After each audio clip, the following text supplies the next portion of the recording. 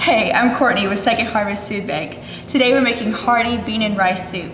Let's get washed up and get started. You'll need oil, onion, garlic, fresh or canned carrots, a bean of some kind like kidney or pinto, a can of tomatoes, low sodium broth, rice, spinach, dried basil, dried oregano, and salt and pepper to taste. We're gonna start off by heating up 2 tablespoons of oil in our pot.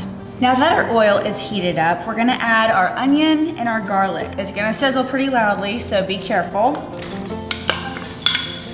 And then our garlic. If you choose to use fresh carrots instead of canned carrots, you would add those during this step as well. We're gonna let the garlic and onion saute for about 3 to 4 minutes or until the onions are soft. In this recipe, you can use canned or fresh carrots. These carrots come sliced, and it's kind of a big size for what we're doing, so what I like to do is dump them out and just kind of chop them up a little bit more so they're not quite so large. The onion and garlic mixture have been cooking for about 3 to 4 minutes. They're very fragrant. The onions are very soft now. They're looking good. So if you did not already add fresh carrots, it's time to add your canned carrots. If you didn't want to chop them, you could just keep them sliced from the can. Just make sure you drain them first. And we add our spices. I have both the basil and the oregano in this dish to save space. We'll also add a bit of salt and pepper to taste. We'll stir that all together and let it cook for about 1 minute. This recipe calls for 1 can of tomatoes. I normally have diced tomatoes on hand, but I didn't this time, so I have whole. I just wanted to show that you can use whole tomatoes instead of diced if that's what you have. So what you would do is just scoop them out. So this is a whole tomato. Save the juice though. We want to keep the juice for this recipe. And from here, I like to slice it like this. And this. Just kind of make it into a rough chop like this. Our onion, garlic, and carrot mixture have been cooking for about 1 minute now. So now we can add our broth and tomato. I saved the juice from the tomatoes and we'll add that in here. And then the tomatoes here. And then we'll add our broth. Low sodium broth has less salt, so it'll be a little bit more heart healthy for you. So if you can, try to get the low sodium versions.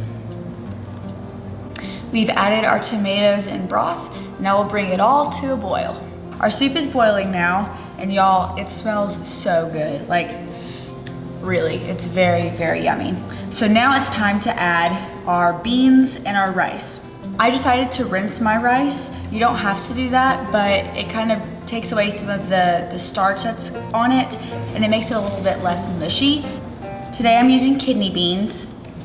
It just adds a really nice color to the dish, but I have tried it with pinto beans as well. So I've tried it with this, and it's very good as well. At this time, all of your ingredients except for your spinach should be in your pot.